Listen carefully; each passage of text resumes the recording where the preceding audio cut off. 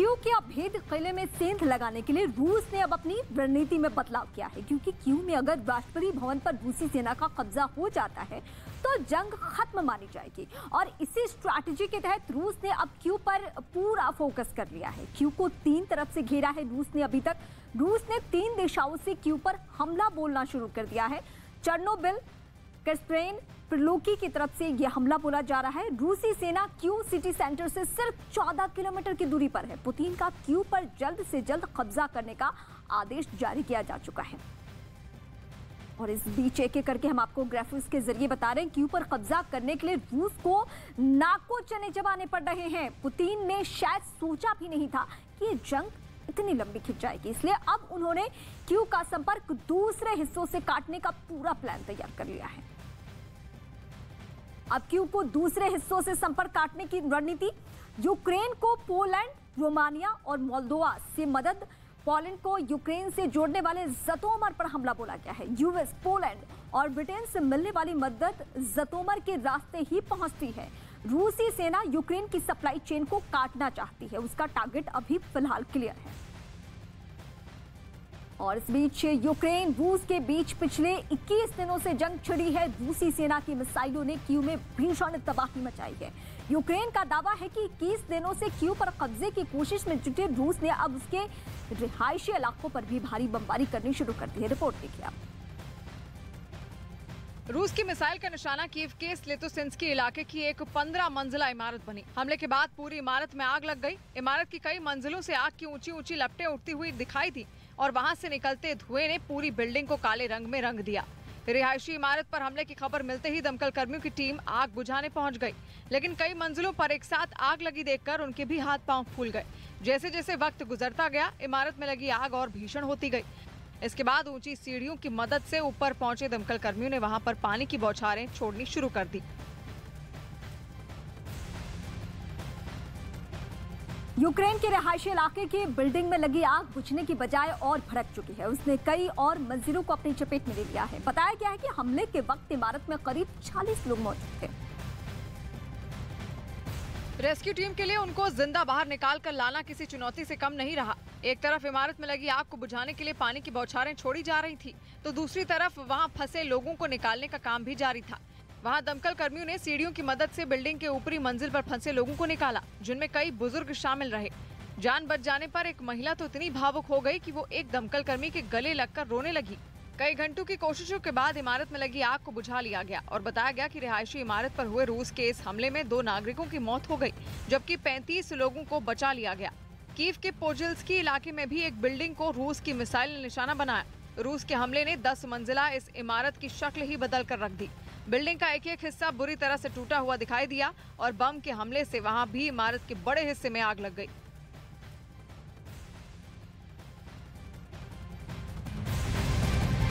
रूस और यूक्रेन के बीच युद्ध का आज 21वां दिन है। रूसी सेना ने क्यू को चारों तरफ से घेर लिया है।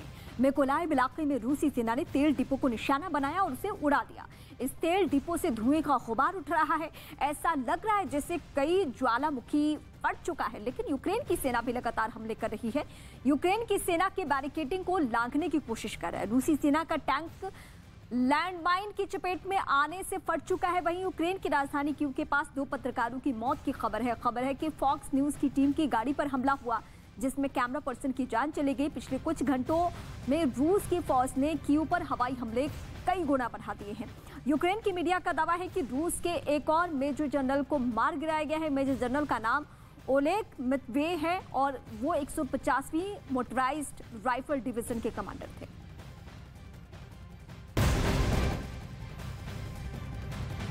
यूक्रेन की सेना का इस बीच बड़ा दावा, रूस के 40% सैन्य उपकरण तबाह हो चुके हैं। युद्ध में 40% सैन्य उपकरण तबाह हुए हैं और 40% सैन्य उपकरण तबाह हो चुके हैं। ये फिर तेल डिपो की तस्वीरें हम आपको दिखा रहे हैं और इसके बाद ये रिहायशी इलाके में बमबारी, ये गोलीबारी की तस्वीरें आप देखिए, जहां बारूद आसमान से बरसाए जा रहे हैं। खबर अभी ये भी मिल रही है कि समंदर के रास्ते भी वार किया जा रहा है। जमीन, आसमान, समंदर, सबका इस्तेमाल एक साथ। यूक्रेन पिछले 21 दिनों से रूसी हमले झेल रहा है। यूक्रेन में रूस की बमबारी का एक और वीडियो वेल्का देम्रका से सामने आया, जहां आरोप है कि वहां एक बस स्टॉप पर रूस की तरफ से धमाके किए गए। धमाके उस वक्त हुए जब वहां कुछ लोग मौजूद थे। उनमें एक ने अपनी तरफ आते टैंक को देखते ही सिर नीचे कर लिया और तभी पीछे की तरफ से गोला दागा गया। चंद सेकंड के अंदर वहां जोरदार धमाका हुआ और बस स्टॉप के दोनों तरफ बम फटे, जिसकी वजह से वहां पर काले धुएं का गुबार छा गया। गनीमत रही कि इस हमले में किसी की जान नहीं गई।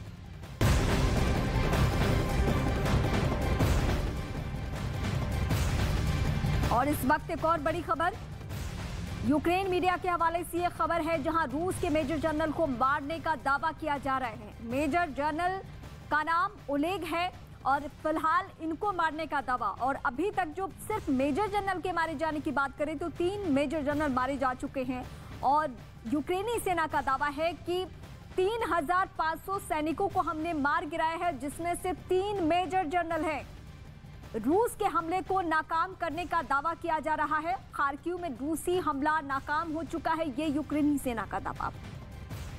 हमला रुक नहीं रहा, दोनों ही तरफ से दोनों ही अपनी सैन्य ताकत को आजमा रहे हैं, लेकिन नुकसान सबसे ज्यादा उन आम लोगों का हो रहा है जो कि बेकसूर हैं, जिनका कोई गुनाह नहीं है। वो अपना देश, अपना घर, अपना सब कुछ छोड़ने को तैयार है। परिवार 2 हिस्से में बट रहा है, क्योंकि मेल पर्सन के लिए सख्त हिदायत है। 60 साल से उम्र कम है तो आप देश नहीं छोड़ सकते हैं, आपको युद्ध के मैदान में डटना होगा, लड़ना होगा।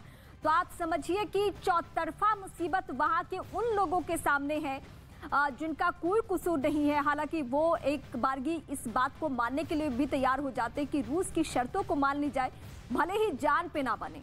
लेकिन ज़ेलेंस्की जो लड़ाई, जो युद्ध छेड़े हुए हैं अपनी तरफ से, उसमें नुकसान उनके देश का हो रहा है और तबाही इस तरीके से हुई है कि कुछ दिनों में वहां मलबे के अलावा कुछ नजर नहीं आएगा, क्योंकि लोग लाखों की तादाद में, लाखों की संख्या में पलायन कर चुके हैं, दूसरे मुल्कों में जाकर शरणार्थी बन चुके हैं।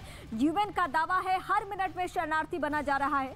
लेकिन इस बीच ज़ेलेंस्की के एमपी और इसके अलावा वो तमाम देश जो कि इनडायरेक्टली सपोर्ट कर रहे हैं ज़ेलेंस्की को, यूक्रेन को, वो चाहते हैं कि ये युद्ध की स्थिति बरकरार रहे। लेकिन इस बीच जाने जा रही है उन लोगों की जिनका कोई कसूर नहीं है। वो 2 राष्ट्राध्यक्षों की जिद की लड़ाई में पिसे जा रहे हैं, उनकी जान पे बन रही है, उनका सब कुछ तबाह, सब कुछ बर्बाद, सब कुछ तहस नहस हो रहा है। और इस बीच एक और बड़ी खबर यूक्रेनी मीडिया के हवाले से खबर है, जहां यूक्रेन का दावा है कि उनकी फौज ने रूस के एक और मेजर जनरल को मार गिराया है। मेजर जनरल का नाम ओलेग है, 150वीं मोटराइज्ड राइफल डिवीजन के कमांडर थे और 21 दिनों की युद्ध में रूस के ये तीसरे मेजर जनरल की मौत है, जिनकी मौत से इस लड़ाई में हुई है। और उनकी ये तस्वीरें भी हम आपको दिखा रहे हैं। अब यूक्रेनी सेना का दावा है कि हमने ज्यादा नुकसान पहुंचाया है रूसी सेना का। रूसी सेना के बारे में अभी सामने ये आ रही है कि वो युद्ध के मैदान में उतने मजबूती से नहीं लड़ रहे हैं, अनट्रेंड हैं वो। ऐसी भी खबरें आ रही है कि वो वेल ट्रेंड नहीं है, और जिनको यूक्रेनी सेना सिर्फ माना जा रहा है वो वेल ट्रेंड होने के साथ साथ उनके पास अत्याधुनिक हथियार है जो दूसरे मुल्कों से उनके मदद के तौर पे। इसके अलावा कुछ और भी लड़ाकों के इनके साथ लड़ने की खबर आ रही है, हालांकि इसके बारे में डिस्क्लोज नहीं किया जा रहा है। इसीलिए मैं बार बार आपके सामने जो कह रही हूँ कि इनडायरेक्टली सपोर्ट है, क्योंकि खुलकर बातें सामने नहीं आ रही हैं। एक और खबर हम आपको अपडेट कर दें, युद्ध के मैदान से जुड़ी हुई। नेटो प्रमुख का रूस पर बहुत बड़ा दावा है। नेटो प्रमुख का क्या कहना है? रासायनिक हथियार का प्रयोग कर सकता है रूस, फॉल्स फ्लैग ऑपरेशन भी चला सकता है। फॉल्स फ्लैग ऑपरेशन के बारे में डिटेल हमने आपको जानकारी दी। यूक्रेन पर रूस का झूठ सामने आ चुका है, यह नेटो प्रमुख का दावा है और उनकी तरफ से दावा यह किया जा रहा है कि फॉल्स फ्लैग कर सकता है। और ये फिलहाल जो हम आपको तस्वीरें दिखा रहे हैं, नेटो की पूरी निगाह है। नेटो देशों की चिंता बढ़ी हुई है, वो चाहते हैं कि ये युद्ध रुके, सीजफायर हो, लेकिन सीजफायर होने की शर्त ज़ेलेंस्की न माने जो रूस चाहता है। रूस को यही तो बर्दाश्त नहीं है कि नेटो का दखल यूक्रेन पे ना हो, पश्चिमी देशों का प्रभाव यूक्रेन पे ना हो, पश्चिमी देशों के प्रभाव में यूक्रेनी राष्ट्रपति ज़ेलेंस्की ना रहे। लेकिन रूस की क्या इन शर्तों को अब 21 दिन युद्ध के मैदान में डटे रहने के बाद यूक्रेन मानेगा? सवाल ही पैदा नहीं होता, क्योंकि जिसने अपना सब कुछ गंवा लिया है, बचा क्या है यूक्रेन में? रिहायशी इलाके तबाह हो चुके हैं, तेल डिपो तबाह हो चुके हैं, सब कुछ, बिजली कनेक्शन से लेके सब कुछ खत्म हो चुका है। यानी आप कह सकते हैं कि एक किसी ऐसे वीरान जगह पे वहां पे जो लोग कुछ बचे हुए भी हैं वो रह रहे हैं जिनके पास कोई सुविधा नहीं है।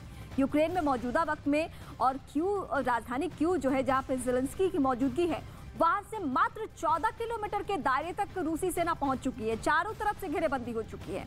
अब इकलौता टारगेट है कि पहले क्यू पे कब्जा करो। क्यू पे कब्जा होगा तो तख्ता पलट होगा, नहीं तो नहीं हो पाएगा, क्योंकि 21 दिनों से हमने देखा चौतरफा हमले हुए, अलग अलग शहरों में गोले बारूद दागे गए, कुछ भी इसका असर नहीं हुआ।